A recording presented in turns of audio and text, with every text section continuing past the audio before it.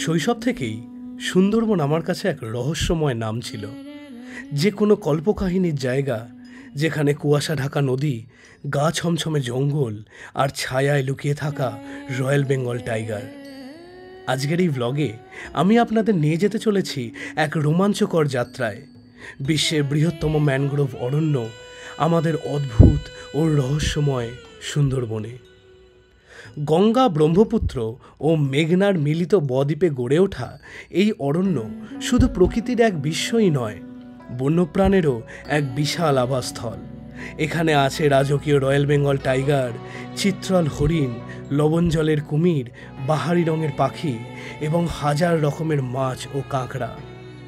সুন্দরবন শুধু তার জীব বৈচিত্র্যের জন্যই বিখ্যাত নয়, এখানকার জীবনযাপন, স্থানীয় মানুষদের সংগ্রাম, জোয়ার ভাটার খেলা আর প্রকৃতির প্রতিটি রূপ সব কিছুই যেন এক অদেখা অজানা গল্প বলে। এই ভ্লগে আপনাদের জন্য থাকছে 2 রাত 3 দিনে সম্পূর্ণ সুন্দরবন ভ্রমণটি, যেখানে আমি আপনাদের দেখাবো নদীপথে নৌকা ভ্রমণ, জঙ্গলের ভেতরকার সেই শুনশান পরিবেশ, বনবিবির মন্দির, মধু সংগ্রহকারী মৌয়ালাদের জীবন আর বাঘের আক্রমণের এক সত্য রোমহর্ষক ঘটনা। চলুন ডুবে যাই সুন্দরবনের এই অপরূপ সৌন্দর্য আর রহস্যে।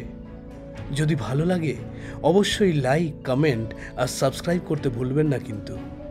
সুন্দরবনের গল্প এখন শুরু হচ্ছে।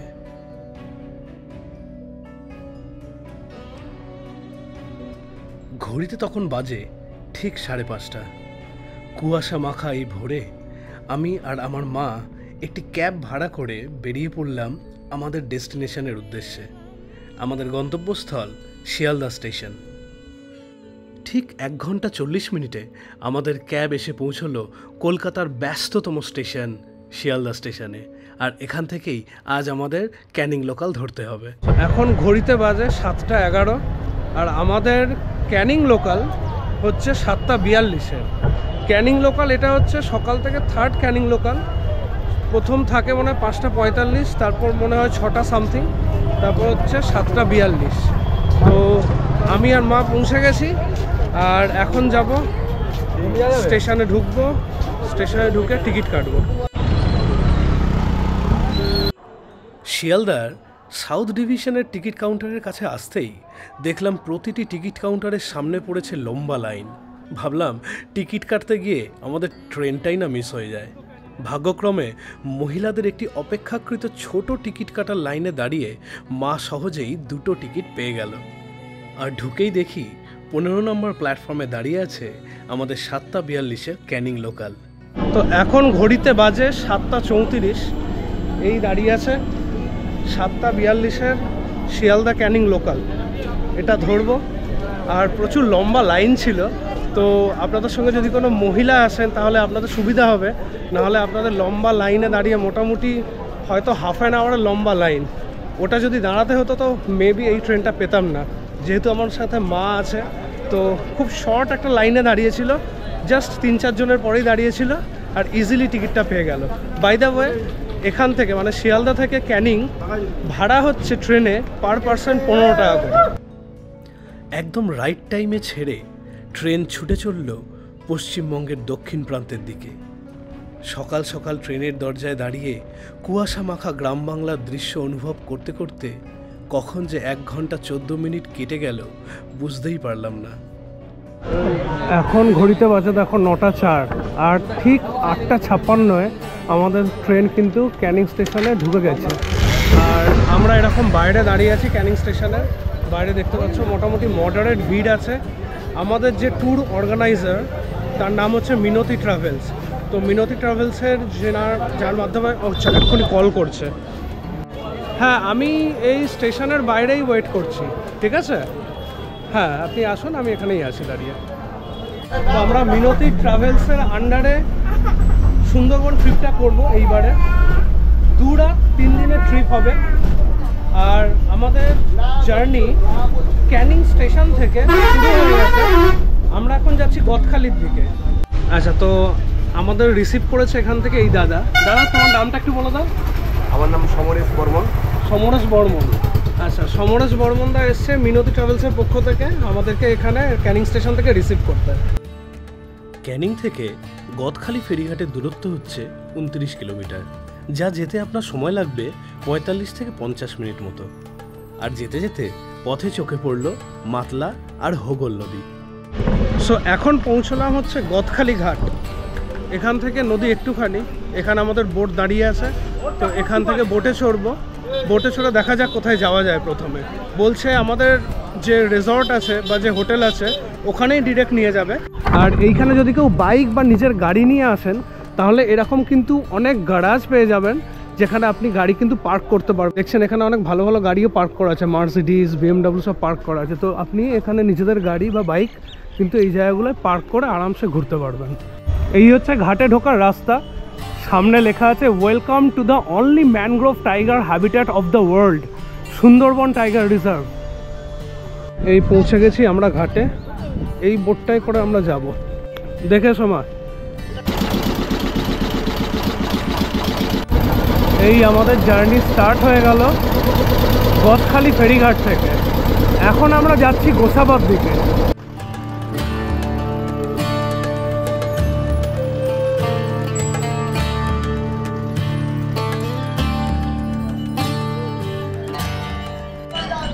তো গোসাবায় এসে পৌঁছেছি। আর গোসাবা ফেরিঘাটের ঠিক উল্টো দিকেই হচ্ছে বেকন বাংলো। এই পেছনে তোমরা দেখতে পাচ্ছ, এটা হচ্ছে বেকন বাংলো। এটা আজকে আমরা ভিজিট করব না, এটা আমরা পরে ভিজিট করব। আপাতত আমরা আছি টোটোতে। এই যে তো টোটো করে আমরা যাব হচ্ছে আমাদের হোটেল। এখন আমরা গোসাবার ভেতর দিয়ে এই টোটো করে যাচ্ছি পাখিরালয়ের দিকে। আর এটাই যদি তোমরা জলপথে করো, মানে তোমরা যদি বোটে করে পাখিরালয়ের দিকে যাও তাহলে কিন্তু এটা অনেক বেশি টাইম লাগবে। আমাদের টোটো করে যেতে টাইম লাগছে অলমোস্ট হাফ অ্যান আওয়ার। মানে গোসাবা ফেরিঘাট থেকে পাখিরালয় যেতে টাইম লাগছে হাফ অ্যান আওয়ার। আর এই টাইমটাই তোমরা যদি বোটে করে যাও তাহলে টাইম লাগবে মোটামুটি 2.5 থেকে 3 ঘন্টা, এরকম একটা টাইম লাগে। আর এই যে দেখতে পাচ্ছ তোমরা, এই যে গ্রামটা গোসাবা গ্রাম, এটা ভেতর দিয়ে যাচ্ছি। হ্যাঁ, তো এই গ্রামটাতে আগে প্রচুর কিন্তু বাঘ আসতো। মানে সুন্দরবনের যে রয়্যাল বেঙ্গল টাইগার সে কিন্তু এই গ্রামে কিন্তু ঢুকতো। এর আগে কিছু বছর আগে অবধি ঢুকতো। আমফানের পর থেকে এখানে যে আইল্যান্ডগুলো আছে যেখানে মেনলি বাঘ থাকে, সেই আইল্যান্ডগুলো কিন্তু নেট দিয়ে ঘিরে দেওয়া হয়েছে। তারপর থেকে বাঘের উপদ্রব অনেকটা কমেছে এখানে। তো আমরা যে হোটেলটায় এসে উঠেছি, এই হোটেলটার নাম হচ্ছে সীমা হোটেল। এই হোটেলটা কিছুটা এই রকম দেখতে। আমরা আছি সেকেন্ড ফ্লোরে। সেকেন্ড ফ্লোরে এরকম সুন্দর একটা ব্যালকানি আছে, এইখানে সমস্ত রুমগুলো আছে। আর এই রুমটা হচ্ছে আমাদের 117 নম্বর রুম। আর এই রুমের ভেতরটা দেখাচ্ছি। তার আগে একটা কথা বলি, এই রুমটা থেকে কিন্তু আমরা এই ছাদটা আরামসে যেতে পারবো। মানে ছাদটা ইজিলি অ্যাক্সেসেবল, একটা খালি দরজা আছে রুমে। তো এইটা হচ্ছে রুমটা কিছুটা এইরকম। ঢুকেই এরকম একটা সুন্দর বেড আছে, সত্যি খুব ভালো বেড, খুব সুন্দর বেড। এরকম একটা ওয়ার্ড্রোব আছে, এখানে জানলা আছে, এসি আছে, ফ্যান আছে। এখানে আছে একটা সোফা, খুব সুন্দর সোফা। মানে এত ভালো সোফা আমি খুব কম হোটেলেই দেখেছি। সাধারণত হোটেলের সোফাগুলো পুরনো হয়, নোংরা হয়, বাট এই সোফাটা সত্যি দারুণ সোফা। এখানে খুব সুন্দর একটা টি টেবিল আছে। এইখানে একটা এরকম একটা ডেস্ক মতো করা আছে যেখানে জিনিসপত্র যেখানে জিনিসপত্র রাখা যায়। এখানে একটা টিভি আছে আর প্রচুর জানলা আছে। যেমন দেখালাম ওইখানে জানলা আছে, এইদিকে একটা জানলা আছে, এইদিকে জানলা, এইদিকে জানলা, এইদিকে জানলা, সমস্ত জানলা, প্রচুর জানলা হোটেলের রুমের ভেতরে। আর এই যে এটা হচ্ছে একটা ফুল একটা লেন্থ মিরর দেওয়া আছে। আর এটা হচ্ছে ওয়াশরুমটাও খুব ভালো ক্লিন যেমন দেখতে পাচ্ছ। আর এখানে একটা কিন্তু ভালো গিজার দেওয়া আছে। আর যেটা বলছিলাম তোমাদের, যে এই যে দরজাটা দেখতে পাচ্ছ, এইখান থেকে আমরা ছাদ অ্যাক্সেস করতে পারি। এই হচ্ছে ছাদ। জাস্ট ছাদে বেরিয়েই সামনেই দেখতে পাচ্ছি নদী, আর ঠিক এর উল্টো দিকেই হচ্ছে বাঘের জঙ্গল। আর এই নদীটার নাম হচ্ছে গোমর নদী। এরকম কিছুটা সুন্দর বাইরের দৃশ্যটা। আর দেখতেই পাচ্ছ রিসর্ট, একদম প্রপার রিসর্ট যেটাকে বলে। নিচে বাচ্চাদের খেলার জায়গা আছে, এখানে বসার জায়গা আছে, ওখানেও বসার জায়গা আছে। এখানে চারিদিক ছোট ছোট না পুকুরে ঘেরা। এই যেমন দেখতে পাচ্ছ, এই একটা পুকুর, ওই একটা পুকুর, ওই একটা পুকুর, এই সামনে দিয়ে রাস্তা চলে গেছে, এই রাস্তাটা সোজা যাচ্ছে ওই নদীর ধারে অবধি। তো এইরকম কিছুটা মানে এইরকম একটা রেজর্টে আমাদের থাকতে দিয়েছে মিনতি ট্রাভেলস। বেশ ভালো রেজর্ট, ইভেন ওরা ব্রেকফাস্টও আমাদের দিয়েছে, যদিও ব্রেকফাস্ট করতে অনেকটা দেরি হয়ে গেছে আমাদের, প্রায় 11:30-12টা নাগাদ আমরা ব্রেকফাস্ট করলাম, বাট ব্রেকফাস্টটাও ভালো দিয়েছে। ব্রেকফাস্ট আমি দেখাতে পারিনি কারণ তখন আমি ইন্টারভিউ নিচ্ছিলাম, যিনি ম্যানেজার ছিলেন ওনার, উনি বাঘের বিভিন্ন গল্প বলছিলেন, সেটা এখানেই আছে, দেখতে পাবে। আর ব্রেকফাস্টে দিয়েছিল লাচ্ছা পরাঠা, ছোলার ডাল, একটা রসগোল্লা, 2টো কলা, বেশ ভালো টেস্ট ছিল। আর তোমরা জানোই সুন্দরবনের খাবার অসাধারণ টেস্ট হয়, সত্যি অসাধারণ টেস্ট হয়, কারণ এরা একদম ফ্রেশ খাবার বানায়, বাসি খাবার এরা একদম কোনো গেস্টকে সার্ভ করে না। দরকার হলে এরা খাবার ফেলে দেবে, কিন্তু বাসি খাবার কোনো গেস্টকে দেবে না। তো খাবার খুব ভালো ছিল। আরও তোমাদের দেখাবো যে স্ন্যাক্সে কী দিচ্ছে, ডিনারে কী দিচ্ছে, সেগুলোও তোমাদের সাথে শেয়ার করব। ব্লগে জুড়ে থাকো, খুব ভালো ইনফরমেটিভ ব্লগ হতে চলেছে সুন্দরবনের। তো আপনার নামটা কি? কৃষ্ণ বৈদ্য। আচ্ছা, তো এই কৃষ্ণ বৈদ্য দাদা হচ্ছেন আমাদের মিনতি ট্রাভেলস, ওনার ম্যানেজার। তো ওনার মুখে শুনছিলাম যে এখানে বাঘের জঙ্গল কোনটা, তো উনি বলছেন যে ওই দূরে যে আইল্যান্ডটা দেখা যাচ্ছে ওটাই হচ্ছে বাঘের জঙ্গল। হ্যাঁ, কি বলছেন বলুন। সজনেখালি ফরেস্ট। আচ্ছা, সজনেখালি ফরেস্ট ওটা, ওখানে হচ্ছে গিয়ে ওটা পুরো জাল নেট দিয়ে ঘেরা আছে, ফ্লেসিং করা আছে। আচ্ছা, না তো ওখান থেকে বাঘ এপারে লোকালয়ে মানে হামেশাই পালিয়ে আসতে পারে বা এসেছে। আগে মানে 2-3 বছর আগে যখন নেট জালটা ছিল না, তখন বাঘ এনি টাইম পারি আমাদের গ্রামে এসে অ্যাটাক করতো। অনেক সময় কি হতো, মানে শোর পুষত মানুষ, গরু ছাগল বা হচ্ছে মানুষকেও অ্যাটাক করেছে। হ্যাঁ, সুন্দরবনের বাঘ তো মানুষকে প্রচন্ড অ্যাটাক করে। তারপরে থেকে কি করলো, সরকার ভাবলো যে না, এরকম যদি বারবার এসে গ্রামে অ্যাটাক করে তাহলে তো অনেক মানুষের ক্ষতি হবে, বা হয়তো এতে অনেক মানুষের প্রাণও চলে যাবে। তাই জন্য ওরা কি করলো, যে নেটটাকে দিয়ে পুরো ওটাকে যতগুলো লোকালয় আছে তার অপোজিট সাইডে সব নেট দিয়ে ঘিরে দিয়েছে। তা এখন আর অতটা আসে এখন আর আসে না। কিন্তু অনেক সেই চোরা শিকারী যারা আছে, শিকারী মানে ওই যারা ইললিগাল ভাবে মাছ কাঁকড়া ধরতে যায়, ওরা তো নেট উঠিয়ে চলে যায় না স্যার, ওরা হচ্ছে কি করে, যেগুলো নেট নেই সেইগুলো দেখতে করে ওনারা ঢোকে, বা ওদের ঢোকানোর পারমিশনটা দেওয়া আছে। আচ্ছা, আর যদি কেউ মানে বিনা পারমিশনে নেট কেটে বা এ করে ঢুকতে যায়, কোনো কারণে ফরেস্ট যদি দেখতে পায় ওনাদেরকে ছাড়ে দেবে। কালকে আপনারা যে জঙ্গল সাফারিতে যাবেন, ওইটা আপনারা ফার্স্ট এখান দিয়েই যাবেন। আরে এখান দিয়ে এতটা জঙ্গল পার হয়ে ওরা সাঁতার কেটে আসে? হ্যাঁ না, ওদের কাছে কোনো ব্যাপার নেই, এরকম ব্যাপার না। আগে প্রচুর বলতে কি মাসে 1-2বার আসতোই আগে। আচ্ছা, আগে আসতো মাসে 1-2বার আসবেই। আমফানের আগে নাকি? আমফানের আগে। সামনে যে বসে আছে ওর নাম হচ্ছে কমল সাউ। তো আমরা এখন বসে বসে বিভিন্ন এখানে লোকজনের উপর বাঘের অ্যাটাকের গল্প শুনছিলাম। তো তোমাদের একটা ছবি দেখাচ্ছি, পিছনে যারা বসে আছেন ওনারা এনাদেরই গেস্ট। আর এই যে যেনাকে দেখতে পাচ্ছ, মাথায় দেখো পুরো খাবলে, মানে ওখানে কোনো চুল নেই। তো এইখানে পুরো বাঘ অ্যাটাক করেছিল, শুধু মাথাটাই করেছিল নাকি আরো গায়ে আছে? পিঠেও করেছিল, পিঠে। আচ্ছা আচ্ছা আচ্ছা, এই ছবিটা আছে, এনাকে অ্যাটাক করেছিল। যদি সম্ভব হয় তো এনার সাথে দেখা হতে পারে, কারণ উনি কোথায় বসে থাকেন? উনি বিরাইনগর বলে একটা আইল্যান্ড আছে, ওইখানে থাকেন। আচ্ছা আচ্ছা, বিরাইনগর বলে একটা আইল্যান্ড আছে এখানে, তো ওখানে থাকেন উনি। উনি যখন হচ্ছে কি জঙ্গলে গিয়েছিল মাছ কাঁকড়া ধরতে, হ্যাঁ, তা নদীতে নৌকোটাকে অ্যাঙ্কার করে, আচ্ছা, মানে উনি শুয়েছিল, মানে সাথীরাও ছিল 3-4 জন, সবাই শুয়েছিল, ঘুমাচ্ছিল। আচ্ছা, হঠাৎ উঠে দেখে যে নৌকোর উপরে বাঘ উঠে দাঁড়িয়ে আছে। এবার যখন উনি তো ঘুমাচ্ছিল, একদম ঘুমন্ত অবস্থায়, বাকি সবাই চিল্লামিল্লি করছে, উনি যখন উঠে দেখে বাঘ ওনার উপরে পুরো একদম হেঁটে তুলে দাঁড়িয়ে আছে। যখন উনি হচ্ছে কাঁথাটাকে সরিয়ে দিয়েছে, তখনই ওনার এইখানে করে বাঘ পুরো কামড়ে ধরে যায়। আচ্ছা, কামড়ে ধরার সঙ্গে সঙ্গে উনি তো মানে একদম অজ্ঞান হয়ে গেল। বাকি সাথীরা 6 মাস কোনো হুঁশ ছিল না, বাকি সাথীরা মানে কোমায় 6 মাস। বাকি সাথীরা কি করেছিল, ওনাকে বাঘটাকে যখন লাঠি ছোটা দিয়ে মারতে, বাঘটাকে লামের জলে পড়ে আবার সাঁতার কেটে পালিয়ে গেল। আর ওনাকে নিয়ে আবার সঙ্গে সঙ্গে হসপিটাল নিয়ে গেল পিজিতে। অনেক খরচা হয়েছে তাহলে? খরচা যা হয়েছে মোটামুটি সরকার থেকেই বহন করেছে। সরকার থেকে দিয়েছে, আর অল্প কিছু ওনাদের ঘর থেকে গেছে। আচ্ছা, কিন্তু মানে বেশিরভাগটাই সরকার থেকেই বহন করেছে। আচ্ছা, উনি কি মাছ ধরতে গেছিলেন? মাছ ধরতে গিয়েছিল। আচ্ছা, যেটা হচ্ছে আমরা বলি পীরখালি গাজীখালি, ওই দিকেই গিয়েছিল মাছ ধরতে। আচ্ছা, আর বাঘের নাম ছিল নাকি নান্টু বাঘ। এখানে বাঘ কি করে ট্র্যাক করা হয়, মানে কিভাবে? ক্যামেরা বসানো হয় এখানে, ক্যামেরা বসানো হয় জঙ্গলে একটা পয়েন্টে ক্যামেরা বসিয়ে দেওয়া হয়, সেই ক্যামেরার সামনে খাবার দেওয়া হয়। এবার আচ্ছা। প্রত্যেকটা বাঘের কিন্তু একটা করে ফেস আছে আলাদা আলাদা। তো এই ফেস দেখেই ওনারা ওই বাঘগুলোর নামকরণ করে, আর এতেই ওরা চিহ্নিত করে যে এটা হচ্ছে নান্টু বাঘ, এটা অন্য বাঘ, ওটা অন্য বাঘ, এইভাবে ওরা কাউন্টিংটাও করে।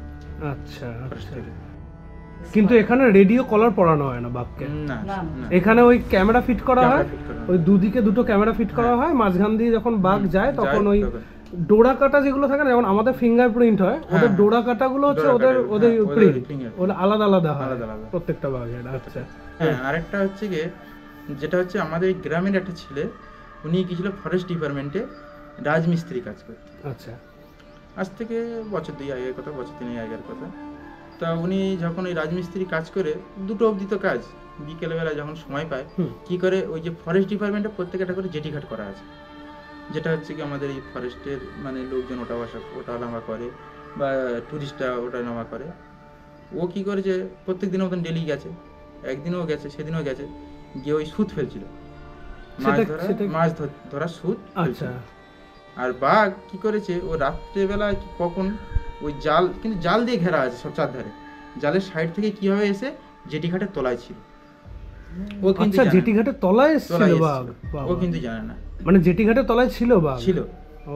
ও যখন ওর মনে ও সুত ফেলছে, হঠাৎ দেখে পিছন ঘুরে দেখে বাঘ এসে বেশ ধরলো ছেলেটাকে, ধরে একদম ওই জালের উপর দিয়ে লাম মেরে নিয়ে পালিয়ে যাওয়ার চেষ্টা করেছিল, কিন্তু অত বড় ভারী একটা ছেলে 50-60 কেজি তো ওকে নিয়ে টপকাতে পারেনি, কিন্তু বাঘ টপকে চলে গেছে, ও এপার থেকে গেছে, কিন্তু ছেলেটা মারা গেছে। ছেলেটার বয়স ছিল 28 বছর, 28-29 বছর।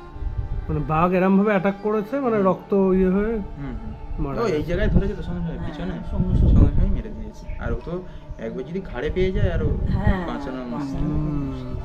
ও মানুষের থেকেও চালাক। ও যদি মানুষ ভাবে, ওরা কি করে, যারা মাছ ধরতে যায় না, ওরা কি করে, এই ধরো একটা গাছের গায়ে কাছি বাঁধে, মানে জালটাকে আটকানোর জন্য। বাঘ যদি কোনো কারণে দেখেছে যে গাছের গায়ে কোনো মানুষ এসে কাছি বাঁধছে, হয়তো দূর থেকে দেখে নিল, ও এসে ঠিক ওই মানে গাছের গোড়ায় এমন একটা জায়গা নিয়ে বসে থাকবে যে ও উঠলেই আমি ওকে অ্যাটাক করতে পারবো। ও জানে যে এখানে বেঁধেছে যখন, ওকে খুলতে আসতেই হবে, তো আজ ও কাল হোক আর 2 দিন পরে ওকে আসতেই হবে। আর এই করেই মানুষগুলো অ্যাটাকের সামনে পড়ে। আমি এখন চলে এসেছি রিসর্ট থেকে বেরিয়ে এরম একটা জায়গায়। এইটা হচ্ছে দত্তা রিভার, যেটা সামনে দিয়ে বইছে দেখতে পাচ্ছ, আর ঠিক এর উল্টো দিকেই ওই যে আইল্যান্ডটা তোমরা দেখতে পাচ্ছ, ওই আইল্যান্ডটা হচ্ছে কিন্তু সজনেখালির জঙ্গল। ওটা সুন্দরবন রিজার্ভ ফরেস্টের মধ্যে পড়ে, মানে ওটা হচ্ছে বাঘের জঙ্গল, সজনেখালি ওয়াইল্ড লাইফ স্যাংচুরি। তো ওইটা একটা স্পট, ভিজিটিং স্পট, যেটা ট্যুরিস্টদের কিন্তু নিয়ে যাওয়া হয় বোটে করে। আর ওই যে একটা আইল্যান্ড দেখতে পাচ্ছ, এই আইল্যান্ডটা নয়, ওই আইল্যান্ড যেখানে কিছু ঘরবাড়ি দেখা যাচ্ছে, তো ওই আইল্যান্ডটা হচ্ছে দয়াপুর। এই মানে সুন্দরবন না, প্রচুর আইল্যান্ড দিয়ে ঘেরা, মানে এখানে একটা আইল্যান্ড থেকে আরেকটা আইল্যান্ডে যেতে গেলে তোমাদের বোট অথবা নৌকো করেই যেতে হয়। এখানে যে লোকাল ভিলেজার্সরা থাকে, লোকাল গ্রামবাসীরা যারা থাকে, তারা কিন্তু একটা আইল্যান্ড থেকে আরেকটা আইল্যান্ডে নৌকো করেই যাতায়াত করে, এছাড়া আর কোনো যাবার মাধ্যম কিন্তু এখানে নেই।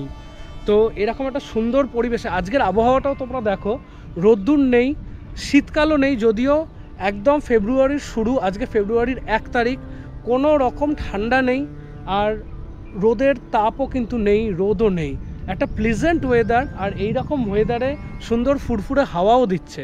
এই রকম ওয়েদারে এরকম দত্তা রিভারের সামনে দাঁড়িয়ে খুব ভাল লাগছে, মানে বেশ সুন্দর একটা কি বলতে পারো, বেশ সুন্দর একটা প্রাকৃতিক দৃশ্য অনুভব করছি, বেশ সুন্দর একটা মনোরম পরিবেশ অনুভব করছি এখানে দাঁড়িয়ে। আর ওই দূরে একটা বোট দেখা যাচ্ছে, আমি একটু জুম করছি, ওই দূরে একটা বোট দেখা যাচ্ছে, ওই বোটটা হচ্ছে বন দপ্তরের বোট। এবার এই বোটটাকে এইখানে রাখার কারণটা হচ্ছে, এরা প্রথমত নজরদারি করে যে কেউ এখানে ইললিগালভাবে কোনো অ্যাক্টিভিটি করছে কি না, আর আরেকটা হচ্ছে এটা হচ্ছে পাখিরালয়। এখানে তোমরা জানোই প্রচুর এখানে রিসর্ট আছে, হোটেল আছে, সুন্দরবনে যত সমস্ত ট্যুরিস্ট আসেন তারা কিন্তু এখানেই থাকেন। আর তার মধ্যে কিছু অ্যাডভেঞ্চার প্রিয় ট্যুরিস্ট প্লাস অন্য ধরনের ট্যুরিস্ট যাদের নেশার স্বভাব আছে, তারা কি করেন যে লঞ্চে করে ওনাদের ঘোরানো হয়, সেই লঞ্চ কিন্তু এই নদীর মাঝামাঝি নোঙর করে রাতে থাকে। আর কিছু ট্যুরিস্ট কি করে, অ্যাডভেঞ্চারের জন্য বা মানে গোপনে বা একান্তে ধূমপান বলবো না, যে কোনো রকম মাদক দ্রব্য সেবন, মদ খাওয়া বা গাঁজা খাওয়া বলতে পারো, সেগুলোর জন্য কিন্তু তারা বোটেই থেকে যান। আর তার জন্য কি হয়, মাঝে মাঝে কিন্তু দুর্ঘটনা হয়। তো আমি শুনলাম কিছুদিন আগেই মাঝামাঝি নোঙর করে একটা লঞ্চ বা একটা বোট দাঁড়িয়েছিল, সেখানে এই নেশাগ্রস্ত অবস্থায় একজন কিন্তু বোট থেকে পড়ে গেছিল জলে এবং সে কিন্তু মারা গেছিল। তার জন্য এখন প্রচণ্ড স্ট্রিক্ট হয়ে গেছে বন দফতর, এবং বন দফতরের একটা বোট সারাক্ষণ এইখানে পাহারা দেয়। আর এখন কিন্তু লেটেস্ট আপডেট হচ্ছে, তোমরা যদি চাও তাহলে কিন্তু এরকম বোটে রাত কাটাতে পারবে না। দ্যাট ইজ স্ট্রিক্টলি প্রহিবিটেড বন দপ্তরের তরফ থেকে। যদি বন দপ্তর ধরতে পারে যে কোনো ট্যুরিস্ট বোটে রাত কাটাচ্ছে, তাহলে কিন্তু সেই ট্যুরিস্টের ফাইন হবে, জেলও হতে পারে, প্লাস যে ট্যুর অ্যান্ড ট্রাভেলস তাকে নিয়ে এসছে তারও কিন্তু ফাইন হবে। তাই এখন কিন্তু আর বোটে তোমরা রাত কাটাতে পারবে না। হ্যাঁ, স্পেশাল পারমিশন করতে হবে তার জন্য, যে তুমি বোটে রাত কাটাবে তার জন্য তোমাকে স্পেশাল পারমিশন করতে হবে বন দফতর থেকে। সেটা দেখালে তবে ওনারা ছাড় দেন, না হলে কিন্তু এখন অ্যালাউ নয়। তো এই চলে এসছে আমাদের লাঞ্চ। আমাদের রিসর্টেই এই রুমের সামনেই আমরা লাঞ্চ করছি। আপাতত এটা কি রাইস বললেন? এখানে লোকাল চাল, জিরা কাঠি বলে। আচ্ছা, জিরা কাঠি বলে এটাকে।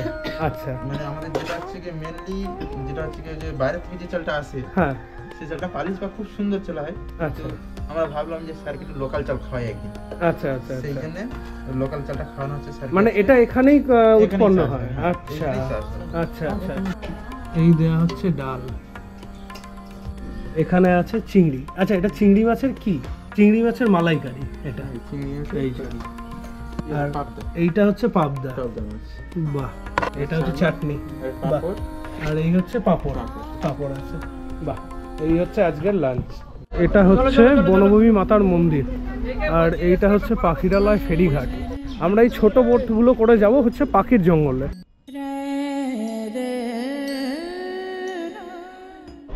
এই আমাদের নৌকো পাড়ে লেগে গেছে।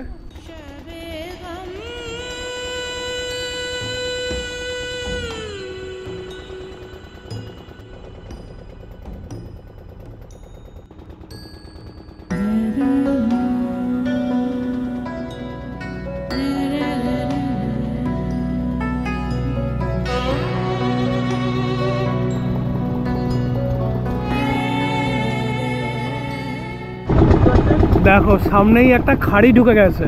এখন জল অনেকটা কম, কারণ এখন ভাটার টাইম। জোয়ারের সময় কিন্তু এই খাড়ির ভেতরে ঢোকা যায়। আমরা কিন্তু বেশি ঢুকতে পারবো না, কারণ এই নৌকোটা বেশি দূর যাবে না। আর এই পুরো জঙ্গলটা হচ্ছে পাখির জঙ্গল। এখানে প্রচুর রকমের পাখি দেখা যায়, কিন্তু এখন পাখি আসা অনেক কমে গেছে এখানে। জানি না কী কারণে, হতে পারে প্রাকৃতিক কোনো চেঞ্জ বা জলবায়ুর পরিবর্তনের জন্য আসা অনেক কমে গেছে। কিন্তু জায়গাটা তোমরা শুধু দেখো, জায়গাটা কি অসাধারণ। মানে এক্ষুনি জাস্ট মনে হয় যে ওদিক থেকে বাঘ এসে নদীটা ক্রস করে এই দিকে চলে যাবে। ওই দেখো একটা পাখি, ওটা তো বক। দেখো পুরো সাইলেন্ট। এবার দেখো কি অসাধারণ লাগছে। সামনে একটা খাল ছিল, কিন্তু আমরা এর জন্য যেতে পারলাম না, মানে ওই জল নেই বলে চড়ের জন্য। আচ্ছা আচ্ছা আচ্ছা আচ্ছা। দেখো, আমরা শুধু একটাই নৌকো এখানে আছি, একটাই নৌকো এখানে এসছে, আর কেউ এখানে আসেনি। আর আমরা কিন্তু একদম এই খাড়ির ভেতর এই পাড়ের কাছে চলে এসেছি। মানে আমরা ইজিলি কিন্তু নামতে পারি এখানে, বাট নামবো না, কারণ বলা যায় না কখন কি হয়। তো এই হচ্ছে একটা সুন্দরবনের একটা খাড়ি, যেটার থ্রিল, যেটার অনুভব করার জন্য আমাদের পর্যটকদের সুন্দরবনে আসা।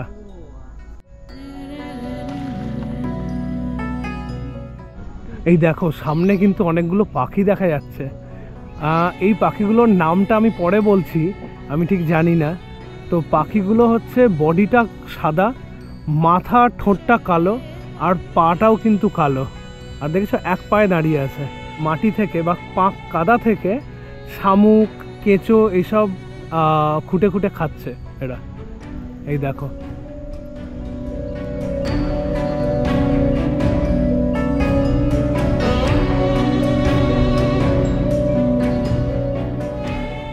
সন্ধে হয়ে গেছে, সূর্য ডুবে গেছে, আর এই হচ্ছে পাখিরালয় জেটিঘাট। আর এই দিকে দেখো মাঝ নদীতে সমস্ত লঞ্চগুলো কিন্তু নোঙর করে দাঁড়িয়ে আছে। এখন দেখো সমস্ত লোকরা এখন জঙ্গল ঘুরে ফিরছে, তাই এই লঞ্চগুলো এখানে সব লাগাচ্ছে।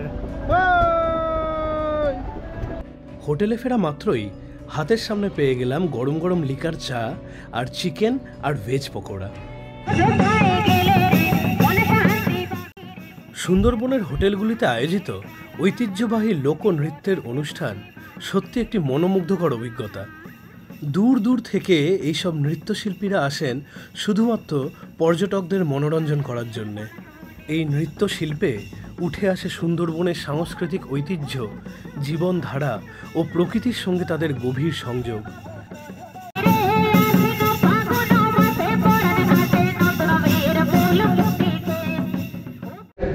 সো এখন চলে এসেছি ডিনার করতে। ডিনারে আছে হচ্ছে দেখতে পাচ্ছ রাইস, ডাল, স্যালাড, এইটা আছে বেগুনি, আর এইটা হচ্ছে মিক্সড সবজি। তো এটা প্রথমে দিয়েছে, আর এরপরেও আরও আইটেম আছে, তোমাদের দেখাচ্ছি। দিয়ে দিয়েছে মাটন, মাকেও দিয়ে দিয়েছে মাটন, আর অ্যামাউন্টটা বেশ ভালোই আছে মাটনের। খেয়ে দেখতে হবে কীরকম হয়। এই হচ্ছে মাটনের পিস, বেশ ভালো মাটনের পিস, আর বেশ নরমও আছে। ভালো হয়েছে বেশ। হালকা হয়েছে, এটা সব থেকে বড়ো কথা। কারণ 2 রাত 3 দিন থাকতে গেলে যদি খুব বেশি রিচ খাবার হয় না, লাস্ট দিন কিন্তু শরীর ছেড়ে দেয়, পেট খারাপ হয়ে যায়। এটা আমি অনেকটা দেখেছি। তো হালকা রান্না বেটার অলওয়েজ। ভালো হয়েছে, বেশ ভালো। সো খাওয়া দাওয়া শেষ হয়ে গেল। এখন তোমাদের সবাইকে শুভরাত্রি বলার পালা, কারণ কালকে আমাদের আছে লঞ্চে করে সুন্দরবন সাফারি। তো তার জন্য আজকে তাড়াতাড়ি ঘুমিয়ে পড়তে হবে, আর কালকে খুব ভোরে আমাদের উঠে বেরোতে হবে। তো চলো আজকের ব্লগটা তাহলে আমি এখানেই শেষ করছি। আশা করছি তোমাদের ব্লগটা ভালো লেগেছে। ভালো লাগলে অবশ্যই লাইক করো, কমেন্ট করো, আর যারা নতুন দেখছো তারা সাবস্ক্রাইব করে দিও। তো চলো আজকের জন্য টাটা, গুড নাইট, সবাই ভালো থেকো। দেখা হচ্ছে আবার পরের দিন।